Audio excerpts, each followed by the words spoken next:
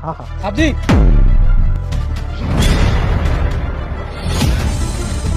दिव्या, ये तुम्हारी पीठ पे निशान कैसे है?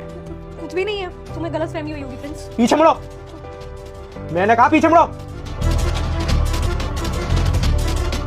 ये किस चीज के निशान है तुम्हारी पीठ पे? किसने मारा दिव्या तुम्हें? किसने मारा है? दिव्या देखो, मुझे चुपचाप बताओ, ये निशान किस चीज के तुम्हारी पीठ पे? प्रिंस वो इन्फेक्शन हो गया है मुझे, मैंने कोई एक्सपायरी प्रोडक्ट लगा लिया था, उसकी वजह से रिएक्ट कर गया वो। एक्सपायरी प्रोडक्ट लगा लिया तो उसकी वजह से रिएक्ट कर गया?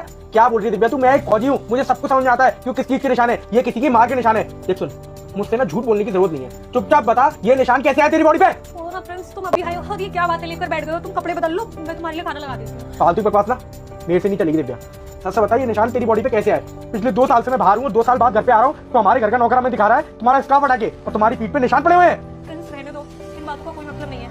वैसे भी तुम घर पे रहते नहीं हो, तुम फालतू परेशान हो गए, इसका क्या ही कर लोगे तुम? अरे किसका क्या कर लूंगा दिव्या, बोलो ना, ये निशान किस चीज के हैं? तुम्हारे भैया ने मुझे बेल्ट से मारा। मेरे बड़े भैया तुम्हें बेल्ट से क्यों मारेंगे? प्रिंस, तुम्हारे भैया शादीशुदा नहीं है ना, तो वो मुझ पे गंदी निगाह रखते हैं, और मैं उनसे साफ मना कर चुकी हूँ कई बार कि मुझे ये सब पसंद नहीं है। वो कई बार मेरे साथ जबरदस्ती करने की कोशिश कर चुके हैं, पर मैं कमरे में लॉक हो जाती हूँ तो उन्होंने मुझे बेल्ट से मारा। दिव्या, इतना सब कुछ तुम टॉलरेट कर रही थी, तुमने मुझे बताया क्यों नहीं कुछ भी? रुक जा बेटा, मैं देवों के देव महादेव हूँ। मेरा वीडियो को लाइक सब्सक्राइब कर दो, 5 दिन के अंदर खुशखबरी मिलेगा, और कमेंट में हर हर महादेव लिख दो। क्योंकि तुम यहाँ नहीं थे फ्रेंड्स, मैं तुम्हें बता भी देती तो तुम क्या करते हो उसका। और मुझे पता है कि मैं शादी होकर इस घर में आई हूँ तो मुझे निभाना तो है ही। मेरे घर वाले जो नहीं है, अनाथ जाऊँ, कहाँ जाऊंगी? और यही बात तुम्हारे भैया की, फोन से तो तुम मेरे लिए रिश्ता नहीं खत्म करोगे ना? दिव्या, तुमने कैसी बात कर दी?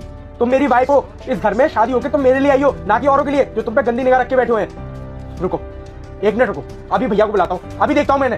भैया, भैया।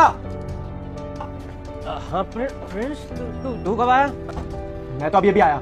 ये आपने कैसी हालत कर रखी है? आपने दारू पी के बैठे हुए घर में? नहीं पिए, तेरे को लग रहा होगा। बस, अब एक शब्द और नहीं सुनूंगा।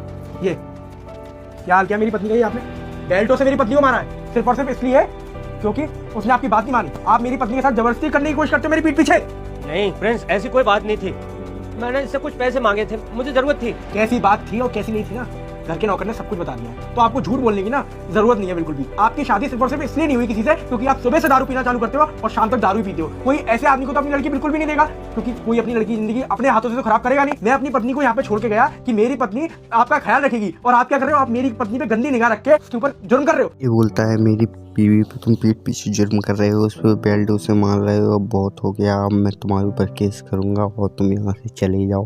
ये बोलता है मैं माफ़ी मांगता हूँ, लेकिन ये बोलता है मैं माफ़ नहीं करूँगा, यहाँ से चले जाओ। बोलता है जो खा पाए खा लो, लाइक कीजिए, चैनल को सब्सक्राइब